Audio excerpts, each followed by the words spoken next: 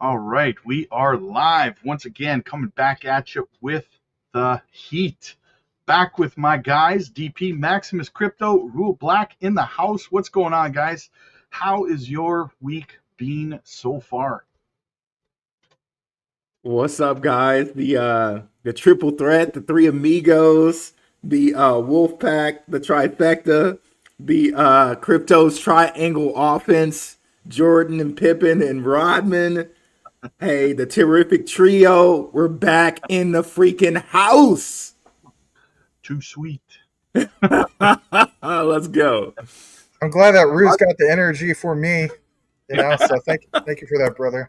Yeah, But he's yeah, all docile when we're not live, but as soon as we pop live, he's just like bam. We're like, what's going on here? Showtime, baby. you're like Emerald up in there. You're like, bam, Max, how you been, buddy? I know you've been making a lot of content for your channel, Maximus Crypto. What's going on, man? What have you been covering? I just I've been taking a different aspect. People are enjoying it, explaining things in a different way, where people can take something that normally was like, oh, this is Greek every time I share it to somebody. But when you share these intros, it's like the feedback I'm getting is people are like, I can finally take something, share it with people that have no clue about this stuff, have it make sense, and then elaborate from there. So that's good. Like if I can create that kind of value, then let's do it. It is a lot more time consuming, but it's all good. And yeah, glad to do it. But man, I've been getting this. I'll be honest, there's been some burnout. Like Mm-hmm. really been like we talked about behind the scenes. There's people that I hate to say are lazy, that they stay up all night, sleep in all day, like some teenagers, right? No offense. And I've been staying up all night, getting up early consistently. It's really starting to wear on me. But yeah, it's all good. I welcome it, and I'm glad to be here with you guys. I think we got a lot to get into. A lot of big recent news. A little bit of Ripple, Stellar. Obviously, we got a lot of news updates in regard to Zebec. Mm-hmm. No yield on stablecoins. Zebec super app updates. Some big news. I do want to talk a little bit about Lattis. I do think they are a very, very big deal, and they are apparently pioneers in this space dating back to 2011. So we'll talk about some of that stuff. Guys, consider smashing that like. We would appreciate it. If we got to earn it, we will earn it. Thank you for Yeah, being you here. got to earn it to burn it, baby. That's right. Absolutely. Yeah, we're going to talk about it all, guys. A lot of stuff happening this week. What is going on with yield, and what does it mean for the United States becoming the crypto capital of the world? Rue and I were talking about it backstage a little bit earlier. We're going to dive into that as well, but we're going to talk about the Zebec super app. What does that mean? I got a little bit to talk about in terms, again, like Max talked about, the Lattice partnership with Zebec. I'm going to dive a little bit into that and a lot more, guys, a lot more. So, like Max said, hit the like, hit the subscribe. It's absolutely free. It costs you nothing. So consider it, my friends. Consider it. All right. So, Rue, I know you wanted to go first. No, I'm just kidding. I'm just messing with you. Yeah. So the first thing I kind of wanted to just dive into a little bit. Let's get this kind of out of the way now. Let's talk a little bit about the stablecoin situation and the yield, if you guys don't mind. I'd like to get your opinions on it after talking about it a bit. Let me just go ahead and zoom in on this. So we got this piece here, guys. A lot of controversy going around on X, even over in the Patreon and stuff like that. People are talking about no yield on stablecoins. What does this mean before the Clarity Act even comes? Stablecoin rewards face critical scrutiny as the OCC proposal targets exchange loopholes. So, a significant regulatory proposal now threatens to reshape how cryptocurrency exchanges distribute stablecoin rewards to millions of users. The U.S. Office of the Comptroller of the Currency, their latest proposed rulemaking for the Genius Act, directly challenges industry practices that have flourished for years. This development creates immediate uncertainty for platforms offering yield. Now, we know that this is an issue for Coinbase, and a lot of people were wondering why Brian Armstrong fought so hard or was so against, limiting yield on stablecoins. Was because, I mean, let's face it, a lot of profit for Coinbase comes from staking their stable coins, right? They get yield on it just like everybody else. Does that make them selfish? A little bit, but I mean, if they were to win that fight, well, retail wins too by proxy, right? So it's not that bad of a problem. So I think we're probably going to end up meeting somewhere in the middle. Most likely, we know the banks have been lobbying against, yield on stable coins for, a while now, just throwing money at it left, right, and center. So this could be detrimental to Trump's administration, because if we do settle around 2 to 2.5% yield on stable coins, that's just a hypothesis that I have, right? A theory, a thesis, if you will. Then what does that mean for the United States becoming the crypto capital of the world, like the current administration likes to put out there, right? Not great, because listen, if other countries, El Salvador or Dubai or other countries, wherever, that are already more crypto friendly and have been for longer than the US, are offering 4, 5, 6, 7% yield on stablecoins, how much of that capital, both retail and institutional, is going to go overseas, go offshore? Because if I'm an institution, if I'm a whale, if I've got big money and I've got a ton of USDC, and the US, I'm only allowed to get 2 to 2.5%, but in Dubai, I can get 5 or 6. Guess what? See you later. I'm going offshore, right? Does that make the US the crypto capital of the world? I would argue not. And then you also have these countries that are also crypto tax friendly. And all we've seen lately is the administration talking about being, tax friendly to crypto, but we haven't actually seen anything tangible, right?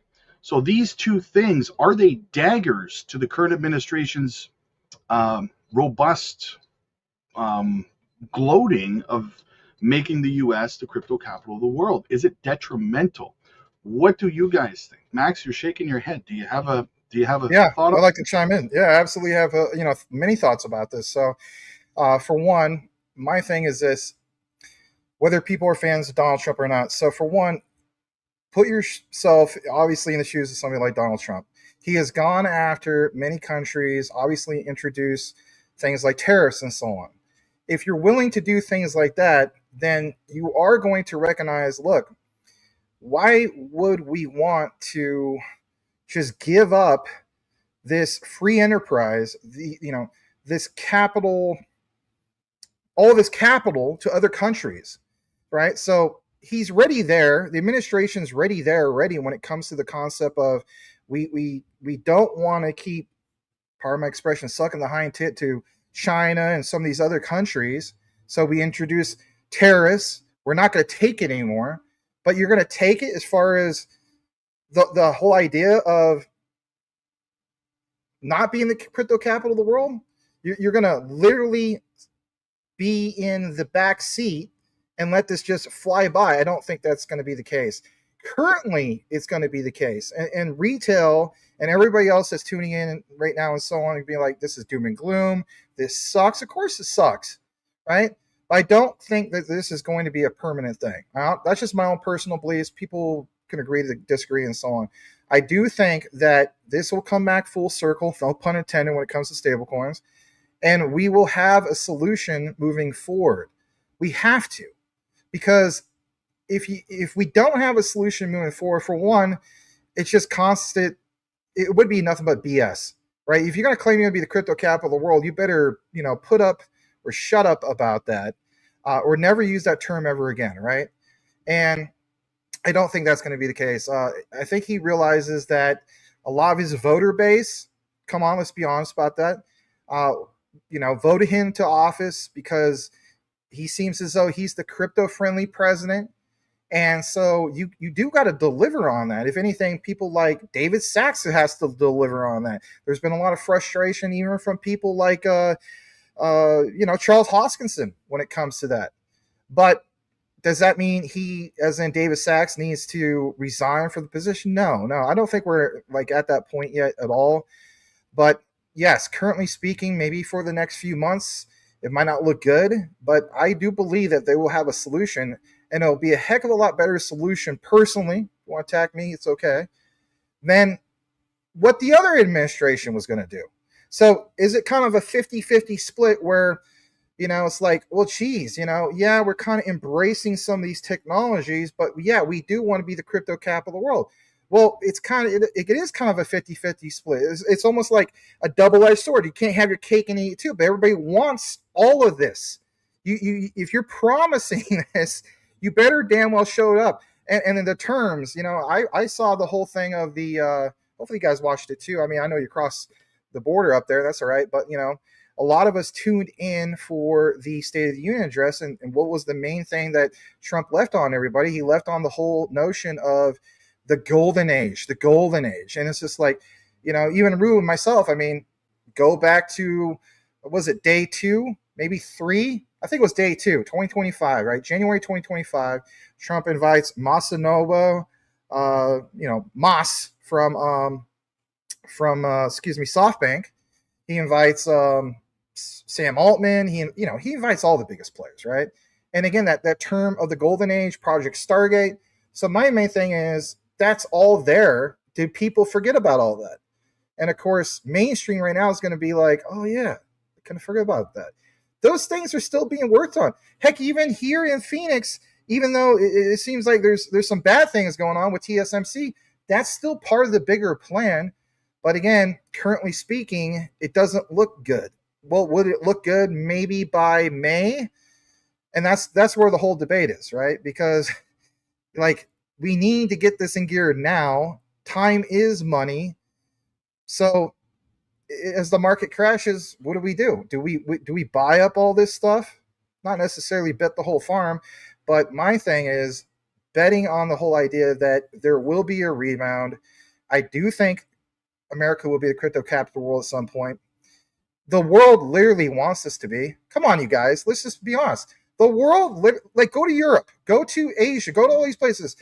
Have a conversation with Masa of SoftBank. He literally wants America to be the crypto capital of the world. So the money that was invested, literally $500 billion, that didn't go away.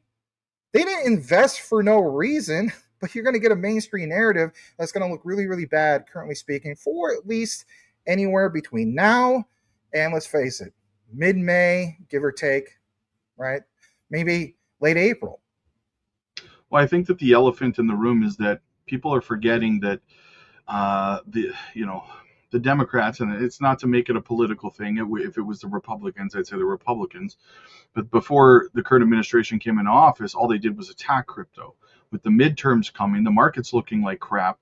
I mean, his approval rating being down is losing the midterms going to basically defang him and make him powerless when it comes to getting anything done for the positive when it comes to crypto. Rue, what do you think, brother? Well, first of all, I think there are ways around this. And Simon Babakani has told us, CEO of Zebec, that there are ways around this.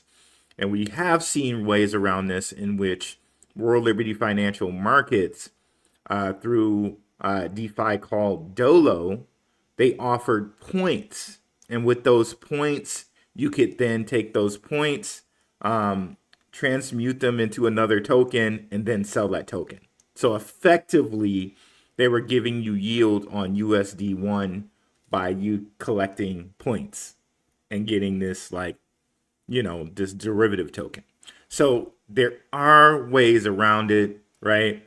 Because I saw in there, King Pound said, well, won't this affect USD1? Yes, it would. And on that note, the president has his own stablecoin. So you better believe he's going to want this to work out, right? World Liberty Financial is building their own neobank, and as far as we know, World Liberty Financial is partnered with Zebec. So is David Sachs and his Craft Ventures. So all the big players have skin in the game, if you will, when it comes to stable coins and things like that. So again, we were talking about this a little bit backstage, Rob. Like Brian Armstrong didn't vote for the Clarity Act the second time because of them removing whatever, or at least allegedly, because they removed the yield for stable coins. So you gotta believe he's still on that same front, taking that same stand right now. But should it happen, I think there will be ways around it, just like the point system. So we shall see. Yeah, absolutely. There. Shout out to Jetpack. Says, want to be the crypto capital of the world? Let's start with no tax on crypto like other countries always have. Rob, Rue, Max, what it do, baby boo? Good to see you, Absolutely, man. Jetpack Joe. Shout out to Jetpack. Absolutely, man. He's absolutely right. That is a great place to start. Make it crypto tax friendly because you know what? There are a lot of a growing number of crypto tax friendly countries globally. Dubai, El Salvador, to name a couple. And I remember reading a piece, I was telling Rue about this backstage, that after the 2021 cycle, I think across the US and Canada, something like 90,000 millionaires were created in crypto, young millionaires. And a large portion of them left the US and Canada for countries like Dubai and other tax havens. That is a lot of capital leaving the economy of the United States and Canada, right? And these young people aren't established. They don't have families. They have no roots. So it's easy for them, this generation to just get up and leave if the US is not going to be crypto tax friendly, if they're not going to be stablecoin like yield friendly or anything like that. People will just continue to leave. And you know what? These other countries, people say, well, I've been asked, well, what is a country like El Salvador or Dubai benefit from having no tax on crypto, right? And having these people move there. Well, because all of that money is pouring into their economy. So it over time, it affects, you're going to see these countries like El Salvador become stronger countries financially as a result, right? Of all that capital flowing in. Yeah, Puerto Rico, Philippines, exactly, right? Like Rue says. So the U.S. has to really be careful here when it comes to that because it could be really detrimental to the economy in the big picture with millions and millions of dollars leaving every cycle, right? I think we should definitely have more of a conversation on that. If you don't mind, I just want to recognize some people in the community. Yep. I want to welcome Francisco Dennis Lil. Thanks so much for being here, man. OG in the space. Kareem McCockney, so glad to have you here. Probably didn't pronounce it right, I'm sorry. But Kareem, glad to have you here. Ori the Dream, he's always supporting all the communities. Thanks for being here, man. Yep, almost a Friday, man. Just hang in there, hang in there. And I will read this. Will the no yield on stablecoins just expedite people to use vaults? We're going to get into a little bit of that. I think there's another comment. Somebody else asked that too. I want to thank Dina Sublime. Thank you for being here. Really mean that. Thank you so much. And then let's see here. We the people pay for tariffs, says Press Slide 2026. We the people pay for tariffs. I support it because the companies that left us in the dust should come back. Can't tariff and export. Okay, I respect your opinion. OG, good to see you. I just want to fast track through some of this. Let's jump down to this. I want to thank Warner Bros 4241. Interesting. My grandpa actually worked for Warner Brothers in the early 1920s, believe it or not. He was old enough to be my great grandpa. Anyway, he says, I'm grateful for you guys and excited for the present moment. So should you. My only hope is that we use time wisely and overflow our future blessings to others. Thanks. Appreciate that. Some of you guys are enjoying the space. You do appreciate that as well. Just to get a heads up, Rob, OG Crypto is also a fellow Canadian. It says Canada pushed me out of 4 platforms, not crypto friendly here. Yeah, there's only 2 provinces in Canada that are crypto friendly. I think it's BC and Manitoba. Ontario is a slaughterhouse when it comes to crypto. It's funny that you can use pretty much any exchange, a crypto exchange in either Manitoba or BC, but you can only use a handful everywhere else in Canada. It's like what? So yeah, that's really frustrating. Anyway, I don't know if you guys have some comments you might want to read from your own communities. So glad to have all 3 of the communities here. We call it the triple threat. So thanks for being here, everybody. We appreciate you. Almost 400 people watching, guys. Make sure you hit the like and subscribe to the channels. Absolutely. Yeah, shout out to the Rue Crew here. Shout out to King Pound. Shout out to Moonfeather Rising. I'll be on a live with Mooney tomorrow. Thanks for, and I saw Rob, you showed that. Thank you for showing that, brother. Appreciate it. We got a lot of recruiting here today. Shout out to OG Crypto. Shout out to Onyatsky. Shout out to Silver Days. Shout out to King Pound. Shout out to Pino Q. Shout out to Natwali, the Muskegee aristocrat. I know he supports like multiple channels like Max's too as well. Oh, well, thank you for that. And Pino, ¿cómo está na? Salamat.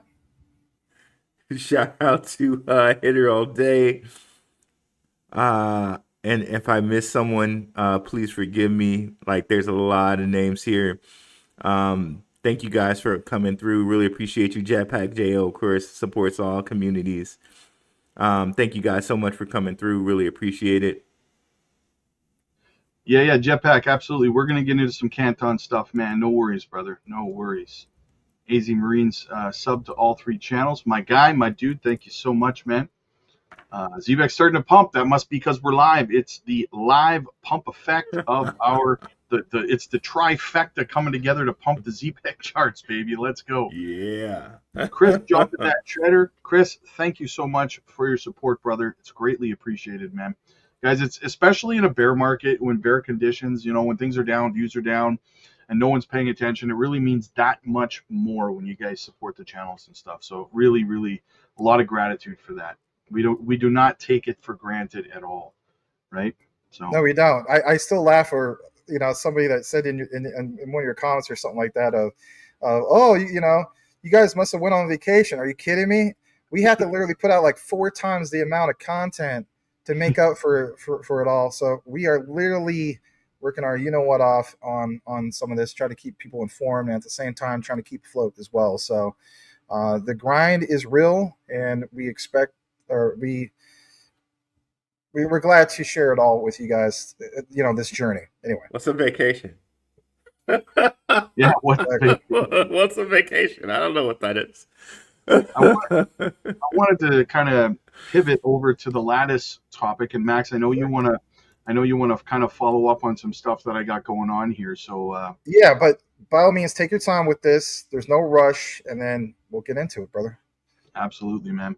All right, guys. So listen, I wanted to talk just a little bit more about the partnership between Lattis, because I know that a lot of people they don't really know. Sometimes they ask, like Rue and I made a video talking about the World Mobile partnership with Zebec, because 3 months ago it seemed like a nothing burger. A lot of people didn't really kind of understand the implications of it, right? And then now we've got ZebecNet launching, and it's a game changer, right? So we try to break down the implications of these partnerships a little bit deeper, right? So Lattis, the first network, or neobank, sorry, on Canton. You guys know we love Canton. We love Zebec. So we're going to talk a little bit more about this partnership. I just kind of wanted to sum up the partnership a little bit.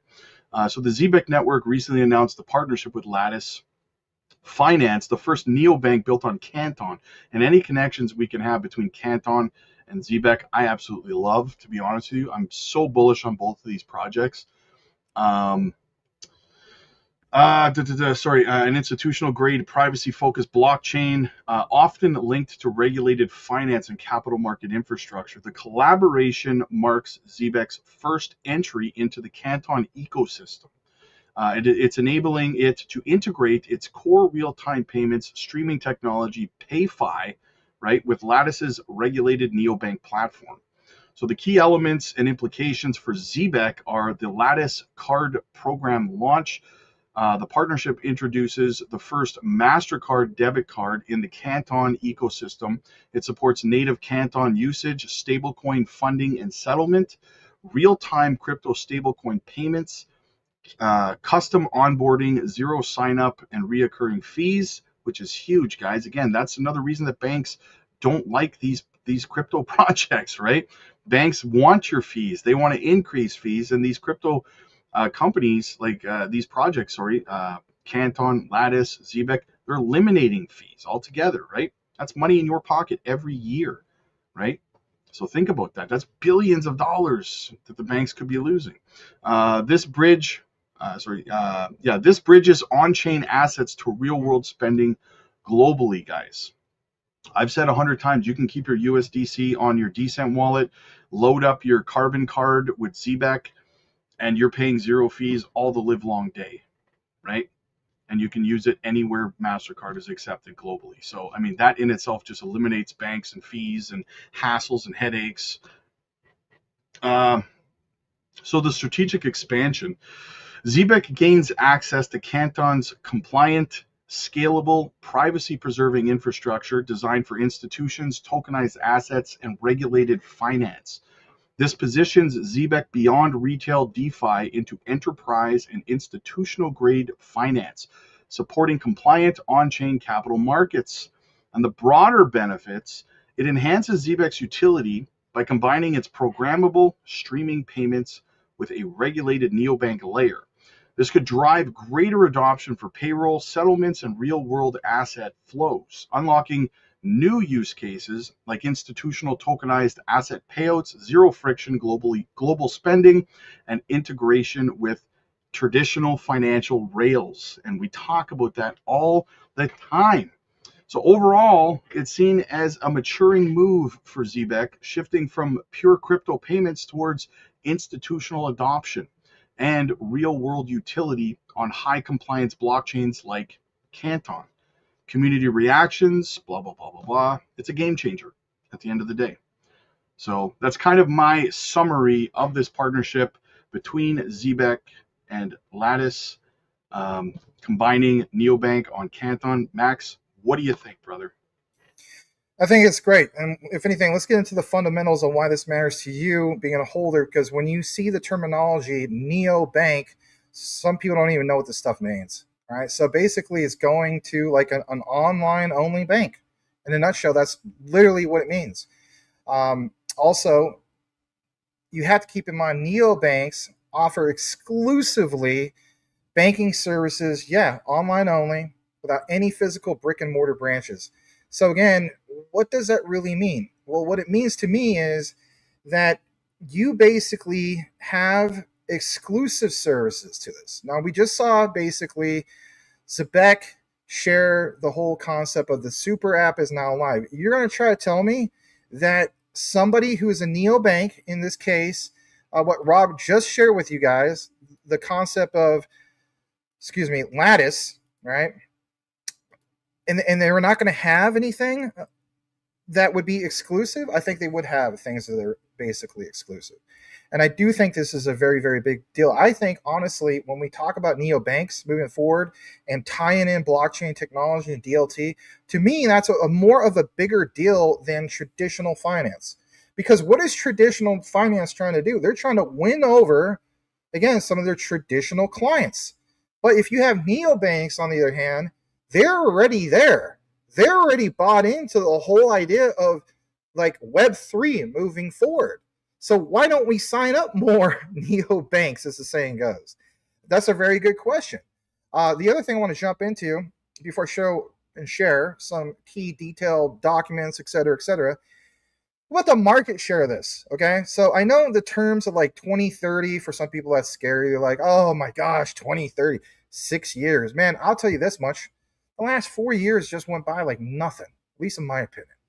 And the way, yeah, man, it just seemed like I was with Rue talking about, obviously, Temenos on a deep dive, right, bro? I mean, right. That was 4 years ago. Right, but it didn't feel like 4 years ago. Right. So that's Yesterday. my point. Mm-hmm, exactly. So we welcome you guys. Again, we're going to keep telling you this. Consider smashing the like if you don't want to. It is what it is. So listen very closely. Neobanks, from what I gather, is a basic search, right? I don't even need to share a document with this. Just anybody can look this up. Here's why this is really important. Neobanks are projected to capture, you heard me right, up to 20% of the global banking market by 2030. Now, you may feel as though that 20% is nothing. It's a heck of a lot, because we know that we are going from basically $2 to $3, $4 trillion overall crypto market, right, to something huge by 2030. Okay, so if they capture 20%, we'll look at it from like a pie chart perspective, right? You are going to grow in market size. You're going to swell, right? People call that a bubble. But in reality, neobanks, online only banks, and you're going to see more and more of these in various states. Shout out to Rob, maybe in various provinces and so on moving forward, and of course abroad. And then, of course, that's where we're back at the whole mix of, well, can neobanks offer exclusive yield and so on? Great question.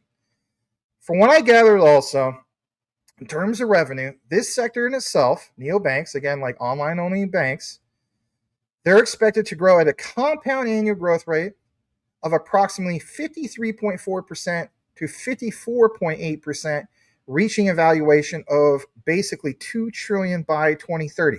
Now, again, with the market being down and so on, just off of basic search, just going to coin market cap, currently speaking in today's overall market and so on, you're looking at a $2.33 trillion, overall crypto market. Like the entire market's worth that.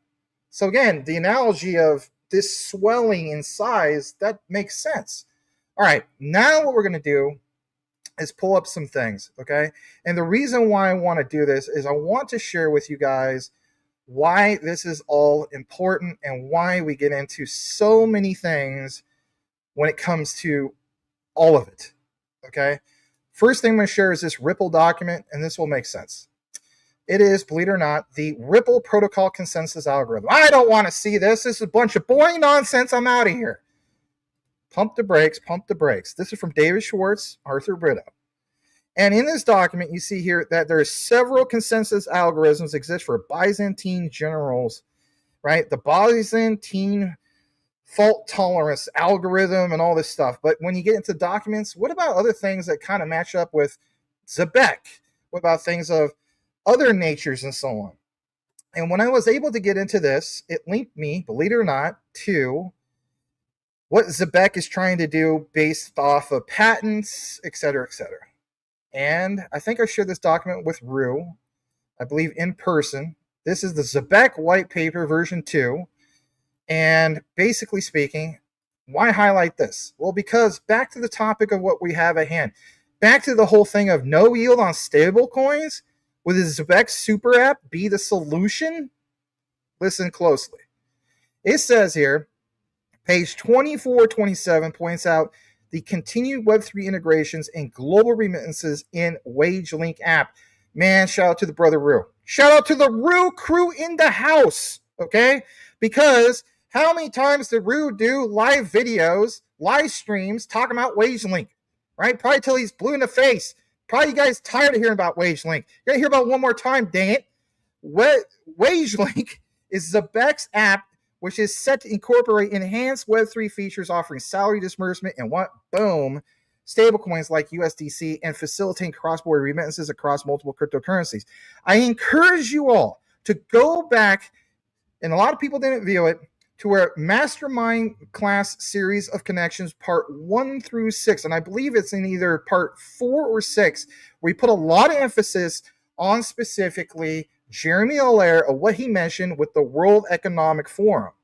Because he pointed out banks are already there. There's no reason why that they can't offer significantly higher yields. So he was saying that basically this whole notion that they can't, in his opinion, is absurd. Then we go back to the white paper, and it kind of makes sense that it is absurd because it says, like USDC and facilitating cross-border remittances across multiple cryptocurrencies, you have a planned expansion that includes direct integrations with leading human capital management systems such as Boom, ADP for payroll, and UKG, streamlining it all through this payroll processes and so on, right? Just in case you forgot that. And it's a multi-chain world. According to Zebec, look at this as well, in their MICA white paper, yes, MICA white paper, they point out a multi-chain wallet integration. It says the network will unify its payroll. So when we talk about unified ledgers with XRP, basically, right? We talk about the internet of trust, the internet of value. When we see this, it's like the unified payroll system, literally. And it says here, this application will support multi-chain wallet integration. We already know about a lot of integrations already with the Quant network through the Overledger. And we know that the Overledger, by definition, has this thing called the Over Wallet. Now, I know we didn't take Quant in this one. We probably should have.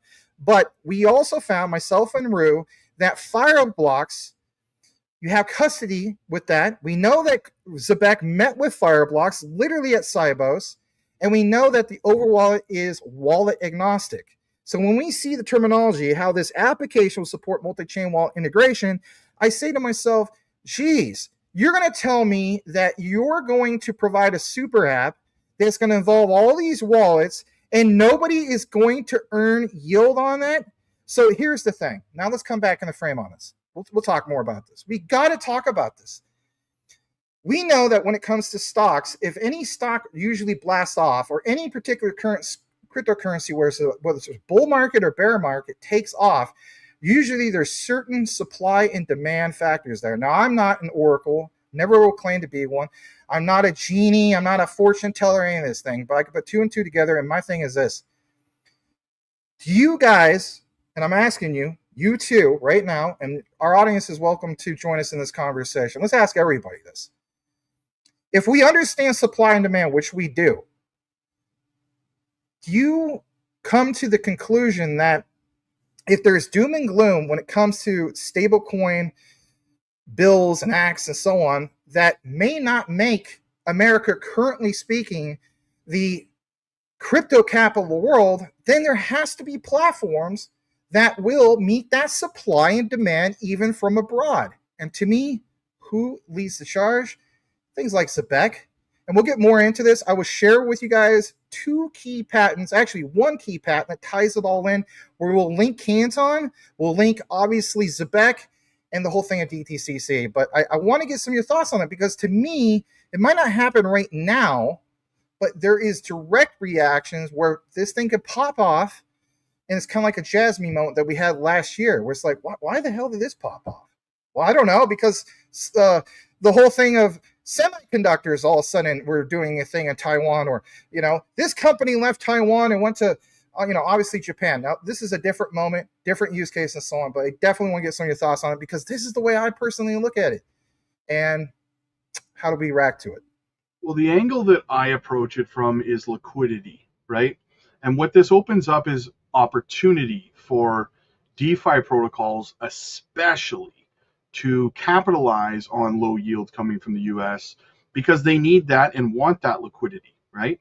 It's a dogfight over liquidity, really, to determine who's going to survive and who's not in this space. It may not feel like it, but to these, especially these DeFi protocols and some of these centralized exchanges, right? I mean, you go down and you look at, you look at CoinGecko or something like that, and you scroll down to see where everything's listed, and you can see the volume, which exchanges that volume is. That's liquidity, man. That's the flow of money, right? And you can see two or three usually that are the big dogs, and the rest of them are just fighting for scraps. So it provides a lot of opportunity, in my opinion, for sure. What do you think, Rue? Well, I think it's kind of a combination of what you guys are saying. Like, I think it's a necessity. They're going to need to have people pay by the second. Like, people are not going to be able to survive otherwise. And if you look at things like how AI is taking jobs, possibly you even pay people by the second with UBI either, too, So that's just going to be needed. And then you look at David Sachs and Donald Trump being involved with Zebec. It's a lot of reason to believe the big players, really need this to happen.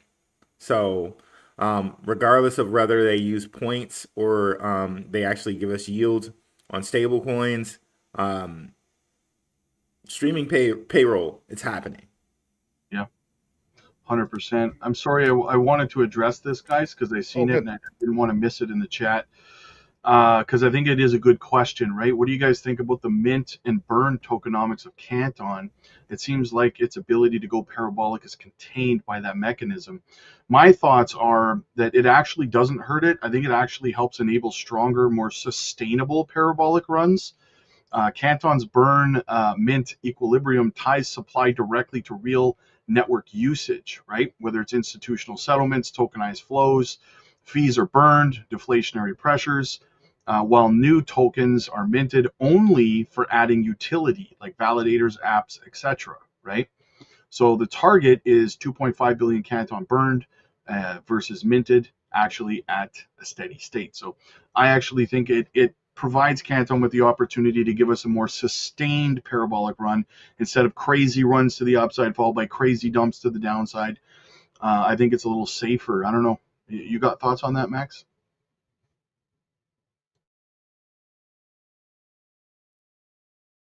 I think you're muted, Max. I can't hear him at least. There's crazy powers out there that are muting me all the time. Okay. All right. So Presley, all right. I think you're spot on with this, especially with what you said, Rob. So it does create a healthy ecosystem. You know, I kind of look at like the Ripple logo. Even though we're talking about Canton, if you look at the literal Ripple logo, you've seen people where it shows like a dollar bill going in and going out and going in and going out.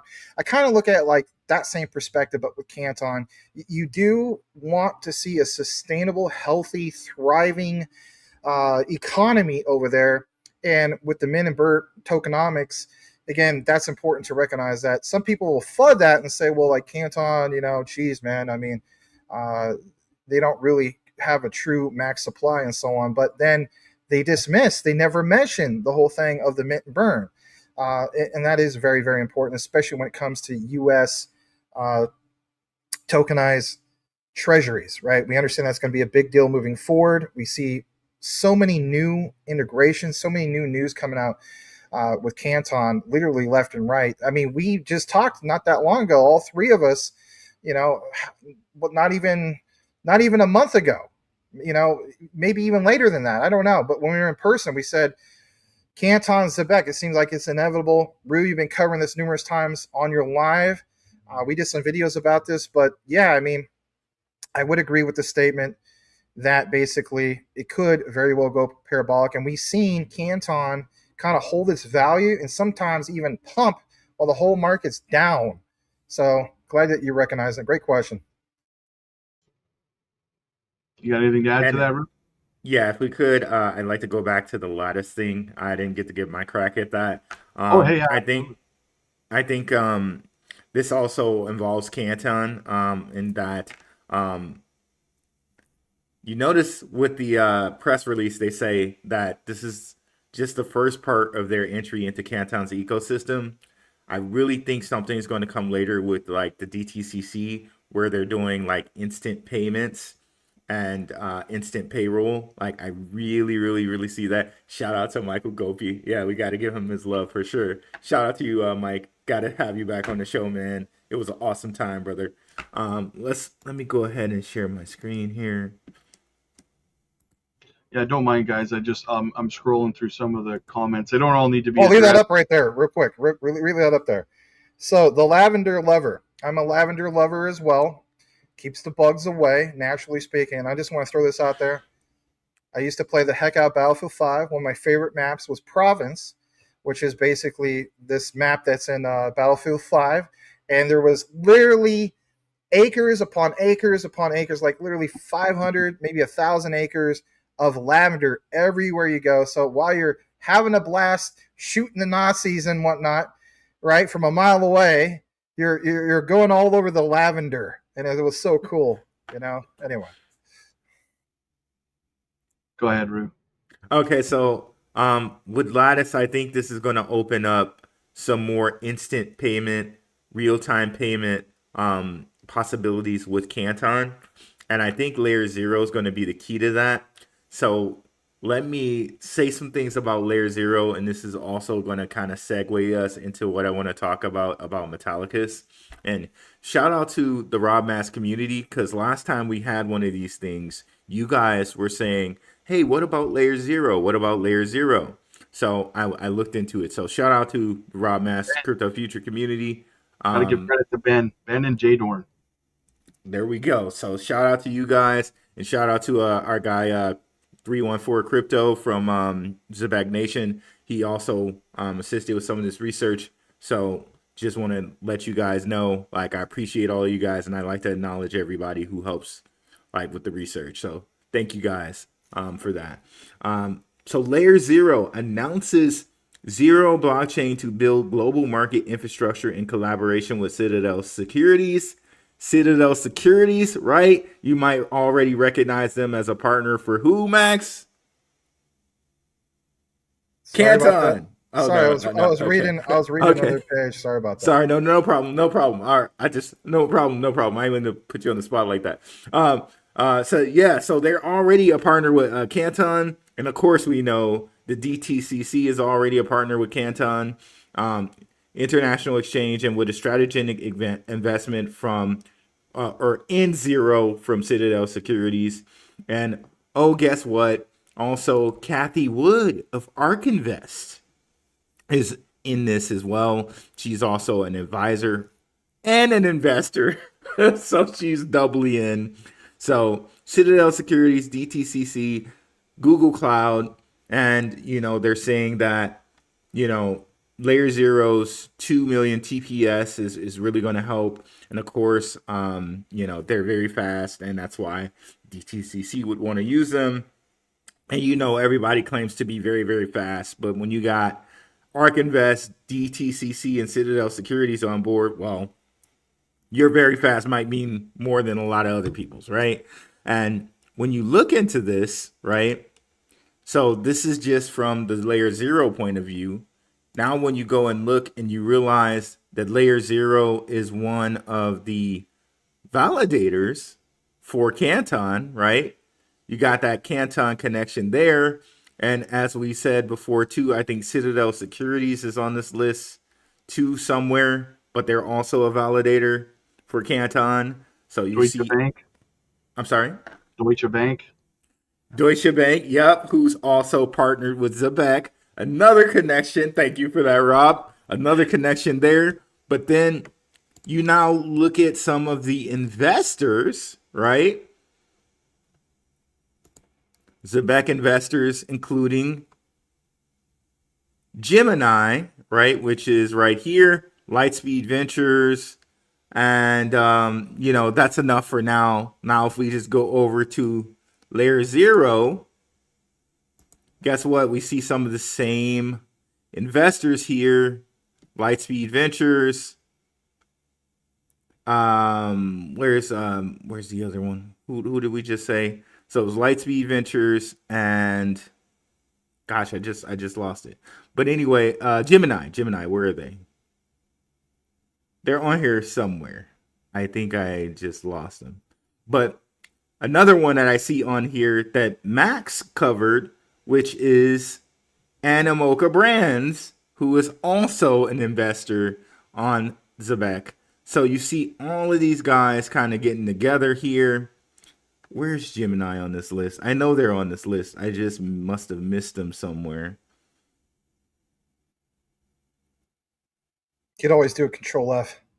Okay, yep. There we go.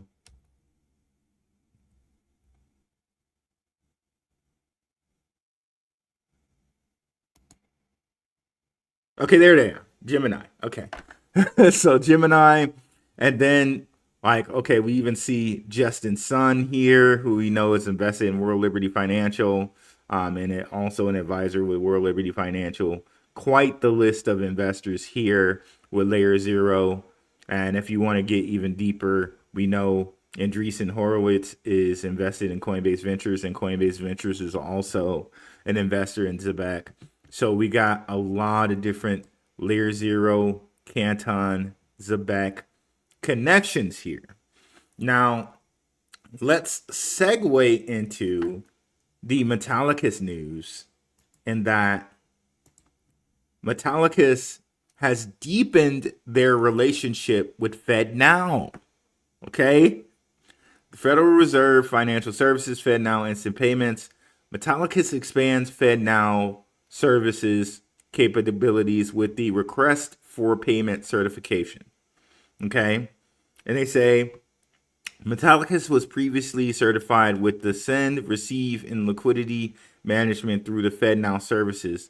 With addition of request for payment, Metallicus now enables credit unions to initiate real-time, get it, real-time, biller-presented payment requests directly through the FedNow instant payment rail, unlocking improved cash flow, faster settlement, and enhanced member experiences. So now they're enacting instant payments for credit unions, right? This reminds me a lot of Zebec, and I've said it a lot of times where I think Metallicus and Zebec have something like some relationship themselves. But what this reminds me a lot of is NatPay and NatPay Now, in which NatPay Now, they can instantly pay someone, and NatPay is the only payroll processor, of FedNow, and they're partnered with Zebec. So could we see something very soon with Zebec and the DTCC and FedNow kind of directly? I know they got this conduit and they shown us this conduit and then how it goes, NatPay Now, FedNow, ACH, Swift. But maybe they announce something here like Metallicus did where it's more direct. But it sounds exactly like what they're doing with NatPay and NatPay Now, where they can directly pay via NatPay Now. So pretty interesting. I think this Lattis is just gonna, provide more to come from Zebec and Canton. Maybe even something where they have some type of direct or instant payment with the DTCC. We shall see. Any thoughts on that, guys? Yes, but I don't know if Rob wants to comment first. No, I'm good. Go ahead. All right, so yes, I do have some things I want to comment in regard to that, but I kind of want to piece it together for everybody to make it more, I guess you could say, comprehensive. So I wanted to come back full circle on this real quick. Let's read this. D-Rock, will Canton be private? Oh, okay, just kind of fast tracking through this. I see it's a soft initial public offering. Okay. I don't think so personally. I don't know. You're All right. muted. What do they mean by that? Will it be private? And that's why I said I don't really think so. They started off for institutions, right? They just recently started going after retail, right? So I mean, maybe that part of it's already passed. I don't know. They say it's like the way they describe the demo is like permissioned privacy. I don't know what you mean by will they be private.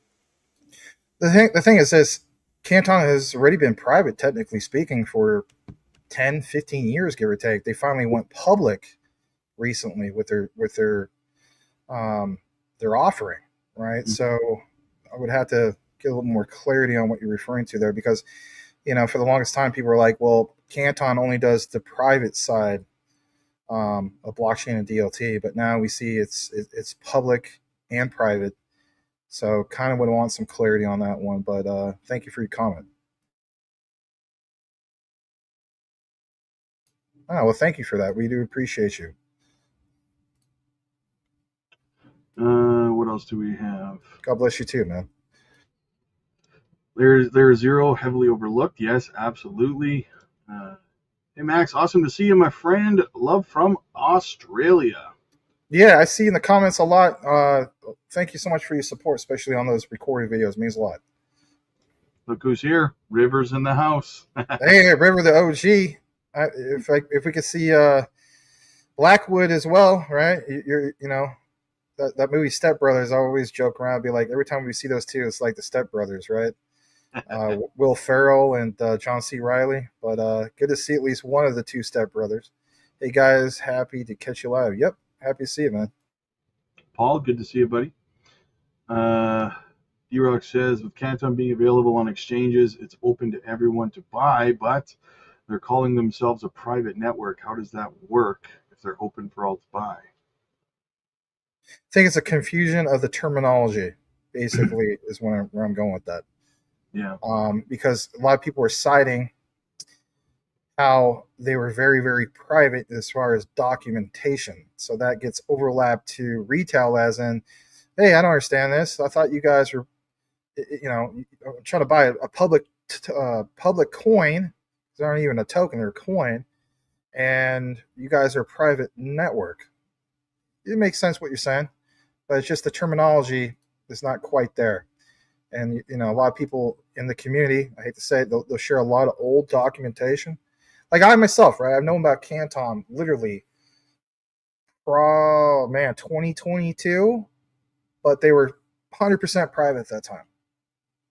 They didn't have any, you can't buy. It'd be like, hey guys, we know about finality. I'm really bullish on finality. Can't buy that. Can't go out and buy that coin. That doesn't exist. But if finality came out, get what I'm saying? Yeah, but I think that what people are missing is like, okay, well, they have the permissioned privacy where it works for institutions where not all of what they do is going to be published on a ledger.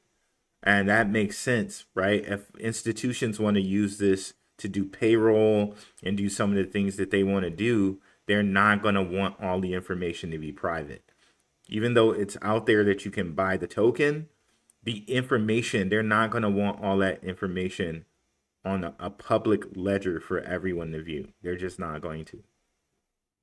Yeah. Well, then helps that they got the whole ZK knowledge proofs going on, right? So.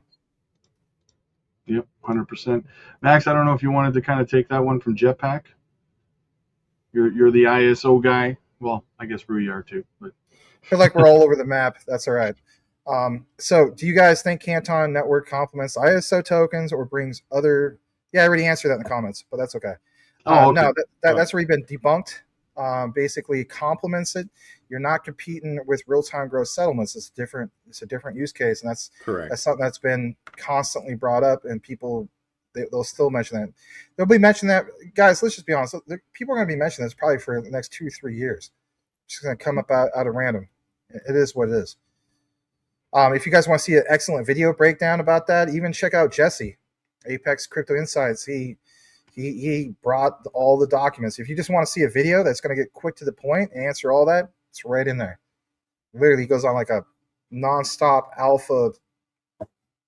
I'll be honest, but he just shows you documents. One thing to talk about, like, hey, here's my thoughts. I'm more of a document guy. If it says in the documents, and you can see that, Ripple with XRP on-demand liquidity, we're going to dominate, obviously, just that liquidity and real-time gross settlements. And you see another one that is complementing a system and is more focused on U.S. tokenized treasuries. Yeah, they have a connector with literally it's called the global synchronizer that plugs into Swift, but isn't that more of a niche for privacy? And so on and so forth. Again, some people are in other communities are going to say no, and they're going to focus on it. Why are they focusing on it? Maybe because they're building a community, and they don't want to hear any other amount of research and so on.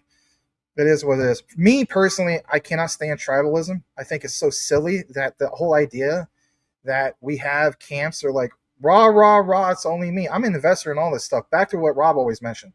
If it can make me money, that's what I'm interested in. Being this whole thing of like I'm part of a club or a fraternity. I mean, technically we all are, right? And we welcome so many people from so many communities, but we could also get stuck in our own way, right? Yep, absolutely, man. Absolutely.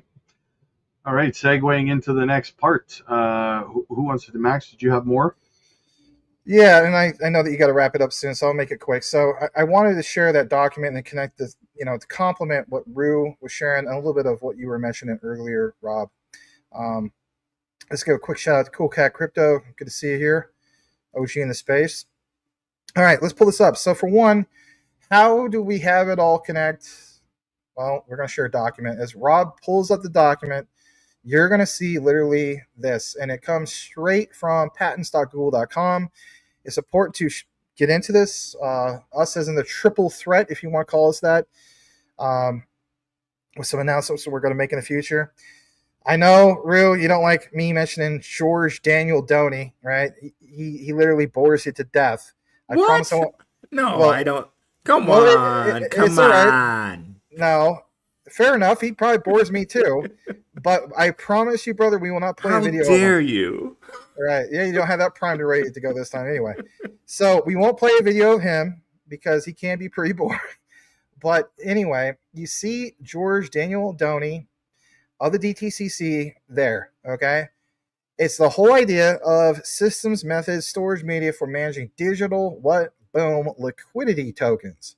A distributed ledger platform. Notice how it says digital liquidity tokens. It doesn't say digital privacy tokens. Now, is this a jab on Canton? Of course it's not. I'm just pointing out what I see here. As we jump down into the actual patent, we see here basically in this figure 17 of an illustration where you have obviously nodes, et cetera, but I always find it interesting how they specifically point out both Ripple and even Stellar distributed ledger technology systems to be available in a nutshell. Okay, that is important to point out because again, why do we mention all this? Well, it's the assignee of the DTCC, as you see here from Mr. Doney. So if anything, Dan Doney. He goes by Dan Doney, not George Daniel Doney, right? You see here basically the status is pending, but again, assigned to securrency. We've covered this, myself and Rue. You can check out our deep dives and so on. But again, this whole topic of DTCC. Now, here's why this is all important. We jump into the recent news from Zebec about the super app, which is huge news, right? About how you have payroll for individuals now available, built on Zebec Rails, powered by Circle's USDC, utilizing zbcn for fees. Again, fees. I mean, if anything, like gas. Mobile consumer version enterprise grade app will be released in the coming weeks. Everybody's so bullish on this. Has 500,000 views, and rightfully so. I meant to share this earlier, so I'll share it again. I think I shared it with my mobile phone, and sometimes it just doesn't show up right when you switch to the desktop. Anyway, back to the whole thing of Zebec and Lattis. Zebec partnering with Lattis Finance, the first neobank built on Canton Network. Again, if you're just tuning in, by definition, a neobank is what? Like an online-only bank. Again, to me, online-only banks, to me, seem as though would make more sense to embrace more neobanks than embracing traditional finance if you want to have what I refer to as utility in motion, because they're going to be more on board with the whole notion of like future Web3 applications, or if anything, the ones that are literally being built now, in this case, a super app. This marks Zebec's entry into the Canton ecosystem, bringing real-time payments, card infrastructure to it all. All right, so why do I want to point this out? Well, let's point out Lattis. Seriously, it's the first neobank on Canton. 50,000 plus on the wait list. All right, so they have a wait list, and if anything, their website is literally called lattice.cash. Now, the terminology is very interesting here. They pinned on February 23rd, Canton Network has the institutions. I couldn't agree more. Now it gets its first card, partnering with Zebec to bring the first MasterCard debit card to the Canton ecosystem. All right, why do I want to mention that? Let's come back in the frame. Let's have a discussion on it. Come on, let's go into this for just a brief bit. I have shared on Maximus Crypto numerous times. I think I've done it even with you guys. I shared that Canton is a participant in the United States regulated settlement network, and also the RLN. Again, I point out this is from the U.S. side of things, and that's important because if I'm going to talk about Quant Network being a network of networks, why am I not looking into Canton? That's one of the main selling points for me when I covered Canton very, very early, dating back to technically from the private side. I think it was late September, and then got into it roughly 7 cents. So many people covered, right? Get in early on these plays, guys, in our Patreon communities. Really, we call a lot of great projects very, very early. All right, so in the diagrams, I showed everybody the USRLN, USRSN, showed you guys proof of the Swift connector. Literally, it says a Swift connector with Canton to US tokenized treasuries, and right there, side by side with Broadridge, if you're familiar with that, we see MasterCard. Do you find it interesting? Back to you, Ru, this term you use. Does it behoove you? You think I don't pay attention because you always say that. Does it behoove you? Do you see MasterCard? To me, it doesn't behoove me at all, because MasterCard was also a participant in what? The United States Regulated Settlement Network settlement. Again, go back to what we shared earlier when it comes to liquidity. Because when you do that, you will come full circle in the whole notion and idea about the systems, the methods, the storage, the media, the management, the digital liquidity tokens. And to see Ripple mentioned in the same breath with DTCC, and also Stellar mentioned the same breath with DTCC, I think it's profound. Now, why get more into this? Well, here's why. When we get into it all, we'll take you to lattice.cash, and again, they have early access to this. They have a wait list. And again, they point out first neobank built on Canton, institutional grade blockchain, instant atomic settlement. Now, again, back to this whole topic of settlement. By definition, atomic settlement means all the transactions go through or none of them go through. That's the quick definition. You're more than welcome to nerd it out if you want.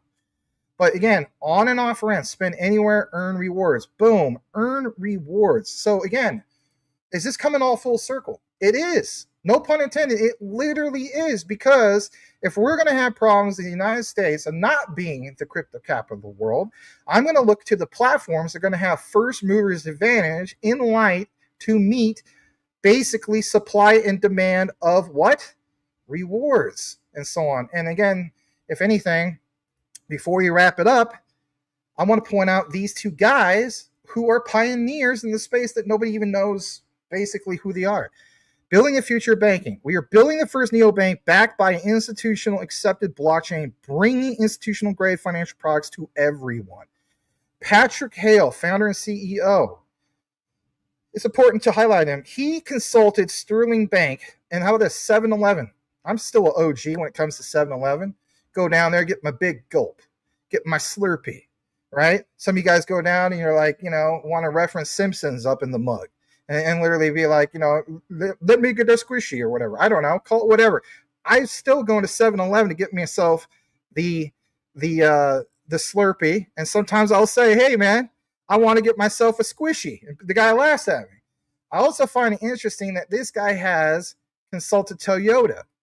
It kind of makes you wonder if some of these guys recognize projects like Jasmine and stuff, right? And again, serve Fortune 500 plus financial institutions. But again, if you get really into it, early Bitcoin investors since 2011. So these guys, with their backgrounds, they're kind of like pioneers. Even Zoomies. I remember wearing Zoomies back in middle school when I had to have a different outfit for all 30 days of the month, which is silly at this point, right? But when you're in middle school, it's like, I don't know, that was my thing, right? I wanted to really have kind of a hip hop look and whatnot. It is what it is, but find it interesting, Zoomies. Now there's another guy, Zabir Hussain, co-founder and CTO. So again, is this guy kind of like the David Schwartz of basically Lattice? He is. 15 plus years blockchain infrastructure. Do you find that interesting? As by definition, Canton has been around for about 15 years as well. All right. Look what it says here. Founder ordering Bitcoin UTXO. We've studied UTXO many times. Built Bitcoin's infrastructure, handling millions plus daily API requests. Deep expertise in institutional grade systems architecture. So you have two guys here that literally are pioneers, experts in this field. I think that's important to share. And last but not least, back to this whole thing, again, just in case you're new to this, what is a neobank? It is a financial technology company that offers banking services, exclusively online without any physical brick and mortar. We are entering into a phase, may not seem like it right now, where we're going to be 100% online. And what would that mean? Like it says, what percentage of banks will be neobanks by 2030? I mean, I know this is Google. We could check out numerous sources. But I do find it interesting that neobanks are projected to capture 20% of the global banking market by 2030. And that is a compound annual growth rate of 53.4%.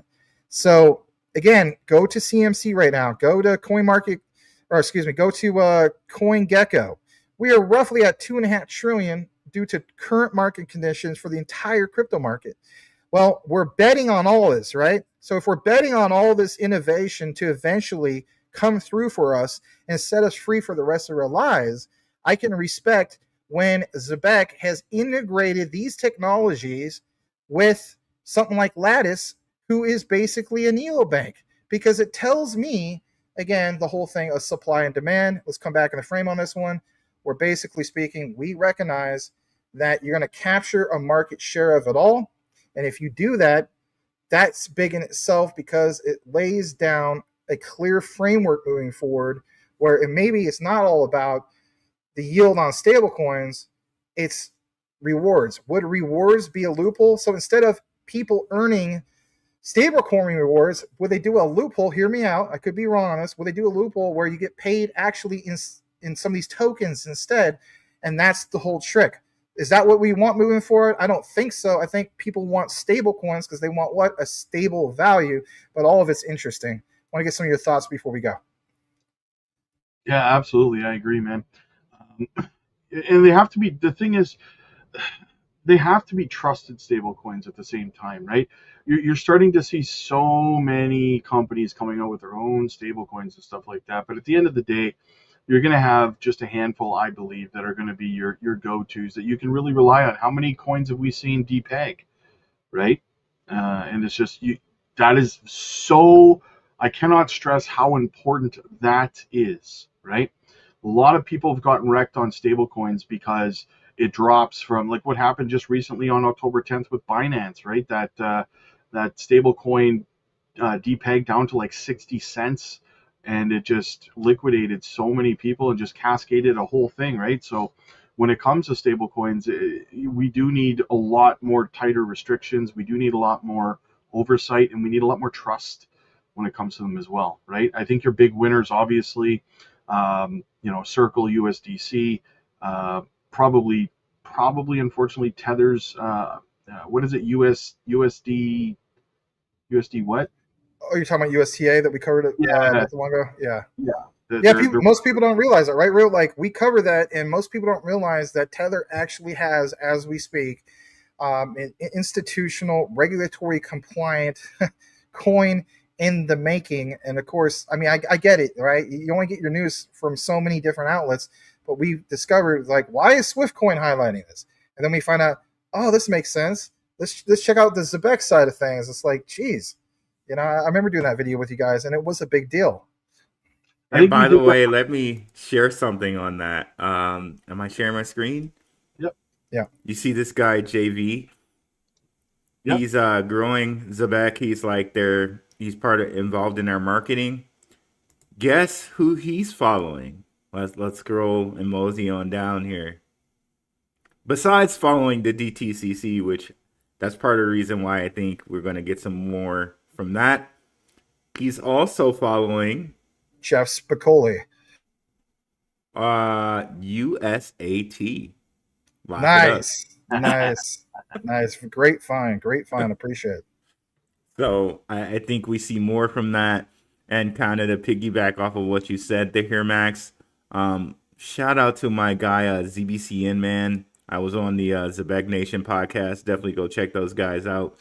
But he has something here where he was talking about on their roadmap, right underneath Stellar and XRP, they have continuous white label products for ecosystems, right? And this thing that they're doing with Lattis is probably going to be a white label thing as well, in which they white label their payroll system and put it on their neobank, on their neobank platform. So now they can do streaming payroll via their white label product. Well, we know other neobanks like Facet that they've hooked up with, also ADI Chain, and of course, World Liberty Financial is going to have their own app in which they'll white label. Zebec will white label for that as well. So they're hooking up with a lot of different neobanks, including having their own super app. And I think the future is very, very, very bright based off of all the information that we presented tonight. And more on all three of our channels, guys. Like, it's just looking really, really good. I would Sorry, agree. Thanks for sharing that.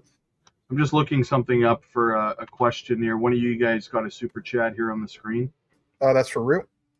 Okay, For one, does SHX having only 6% circulating bother you, any of you at all? Well, understand that 60 billion of that is in escrow.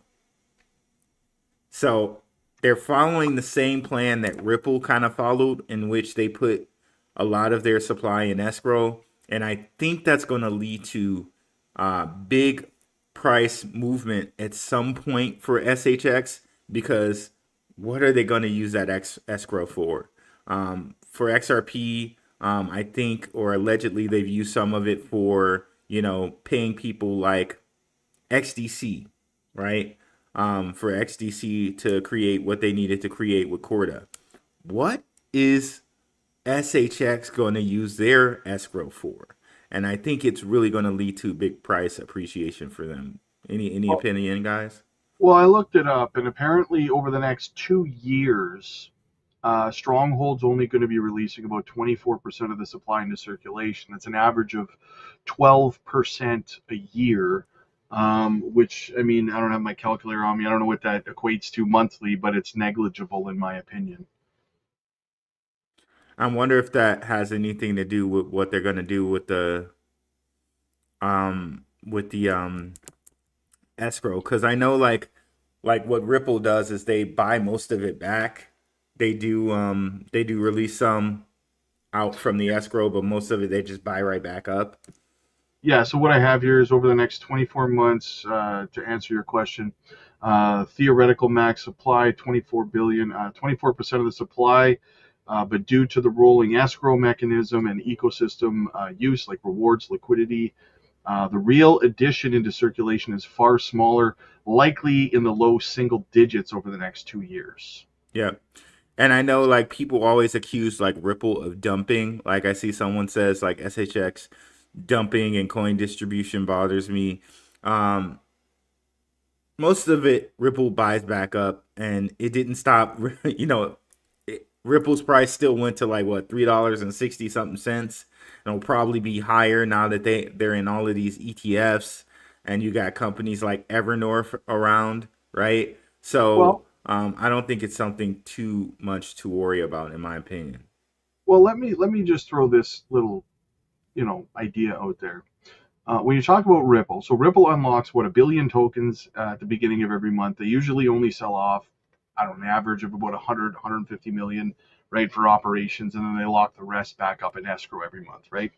So when you think about it, people say, well, I hate that. Okay, I understand that. But at the same time, they use that to stay in operation. So isn't it healthy for Ripple and XRP in the long run that, because a lot of companies don't have that benefit of being able to sustain bear markets, for example, financially, whereas Ripple has the benefit, uh, and by proxy, XRP has that benefit of staying strong throughout bear markets, right? Even though you'll see sell off and you'll see it go down into a bear market like everything else, it's not going to go to zero like some projects and some companies that end up going bankrupt, right?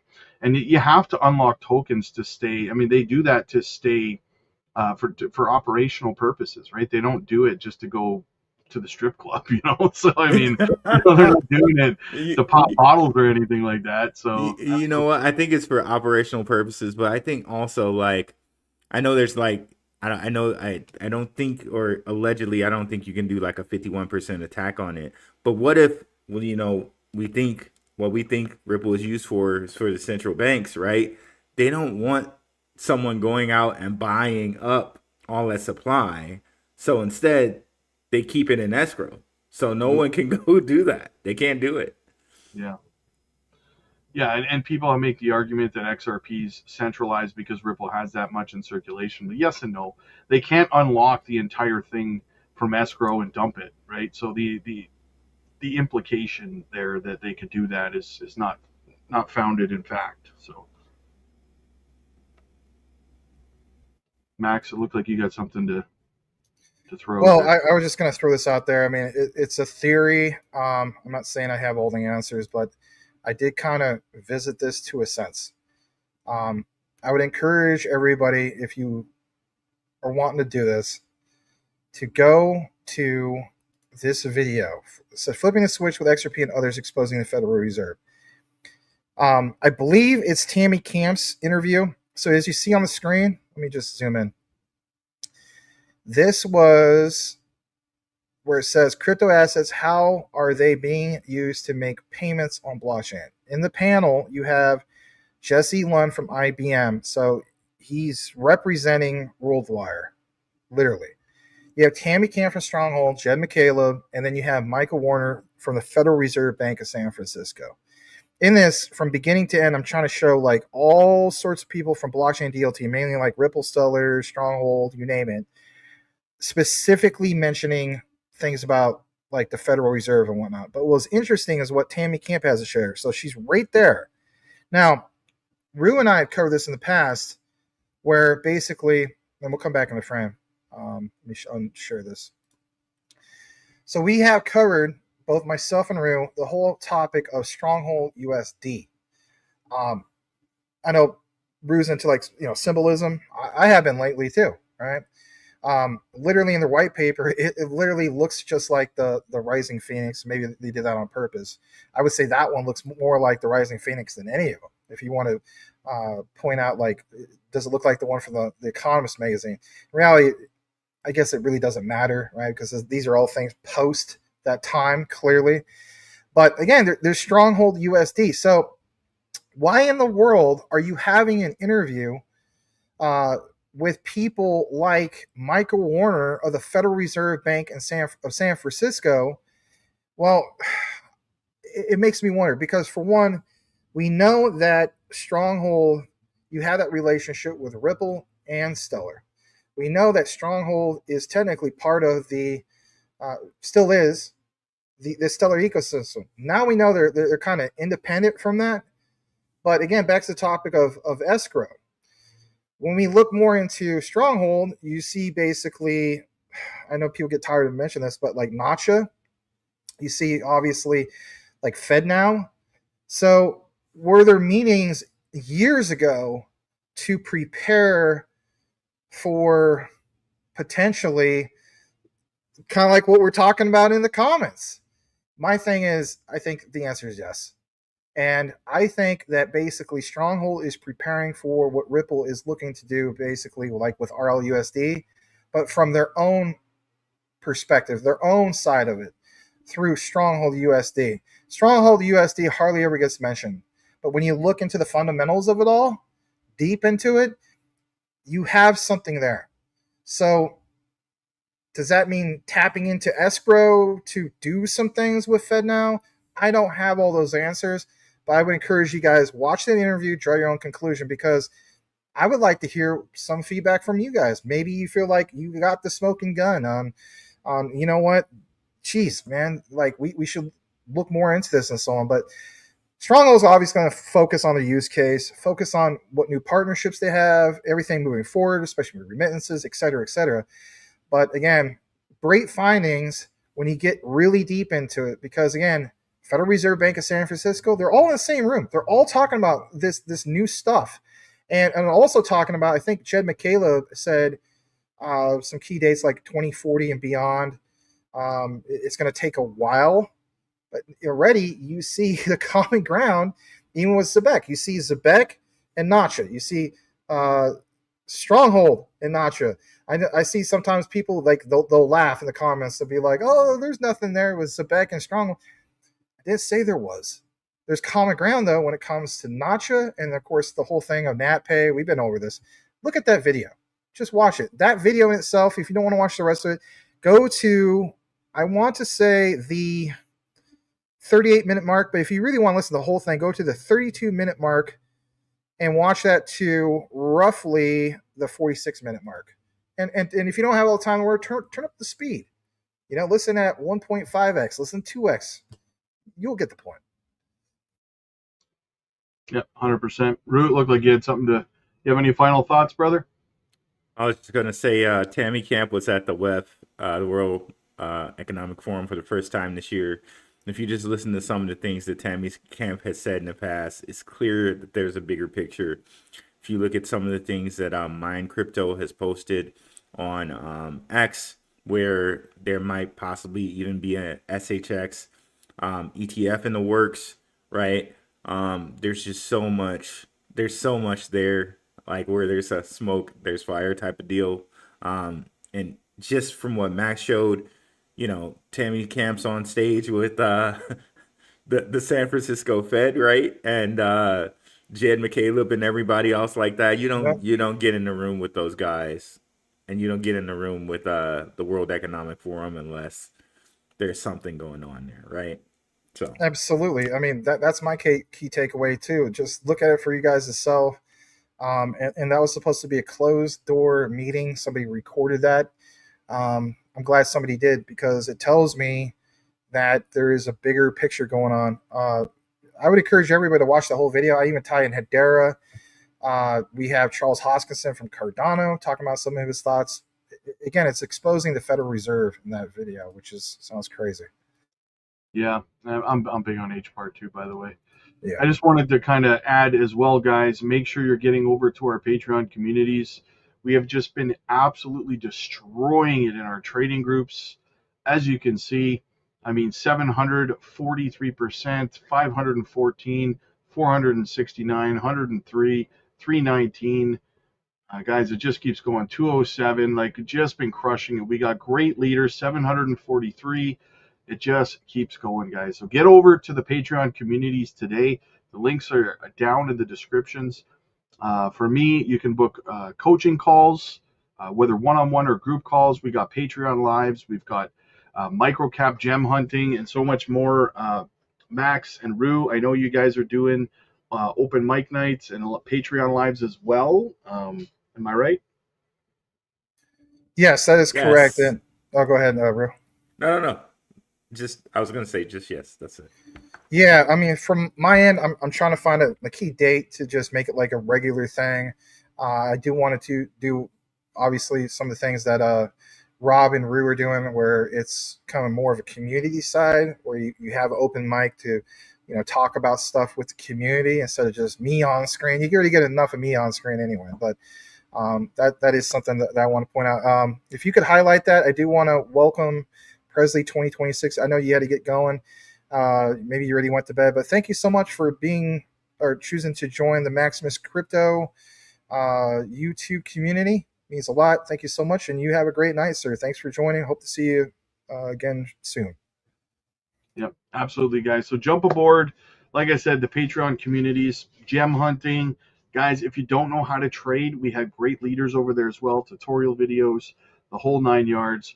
Get the education that you need to succeed in this space. I'm also doing a series where I'm making all of my whole portfolio. I'm putting out there for the Patreon community every time I buy, every time I sell, whenever I take profits, moon bags I create, and so much more.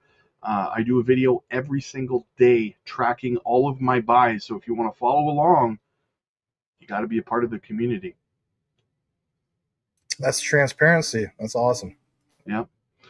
All right, guys. Well, any final thoughts before we get out of here? Yeah, go ahead, Rue. I know you want to chime in. Go ahead. Oh no, I want to finish. I want to finish this sucker. I want to bat He's clean up. hungry.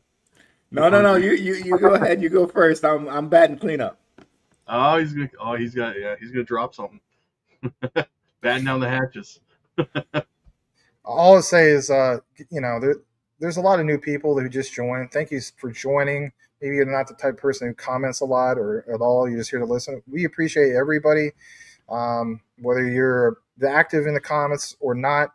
All I can say is try not to be emotional. If this is your first time into crypto,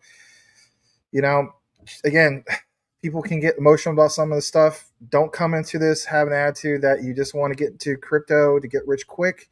I'm treating it all like 8 to 10 year plan, because I'm not into this personally. I understand that people have other means of getting into things, right? Maybe there's some people in their 70s or 80s, and whatever the case be, right? Like, you feel like you don't have that much time. But for me personally, I'm treating this like 8 to 10 years, because I don't want to just make a few $1,000s. While there's nothing against that, I'm looking to this to build generational wealth and so on. And we're not even close to mass adoption. But we can reference what we see in key documents, because let's face it, on the mainstream news, they only cover two narratives. And that is big flash crashes where everything is up. They will never share with you the use cases. And normally they'll only share with you like Bitcoin, and maybe a meme. And that's about it. Or like I covered even on the Patreon, I shared with you guys in the Patreon community. I was just like, what was it? This guy that did a Ponzi scheme for over 300 and some odd $1 million in his investment group, and basically stole all that money. And of course, every local news outlet and national outlets, they're going to report on that. Are they going to tell you about the use case of something like Ripple with XRP or Stellar with XLM or Zebec payroll by the second or Canton US, tokenized treasuries, or et cetera, et cetera, et cetera? No, nobody's going to talk about that stuff. So as a result, independent journal. Yes, we will.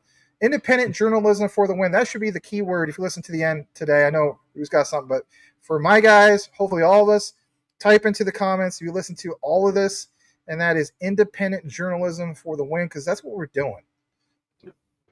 Nice. Very, very spirited thing there, Max. Of course, that's all by design. I feel like with the news, of course, they'll talk about, Hawk to a coin and, Daddy coin, and they'll tell you when they fall, right? Because, they talked about them and they spreaded all the words about these meme coins.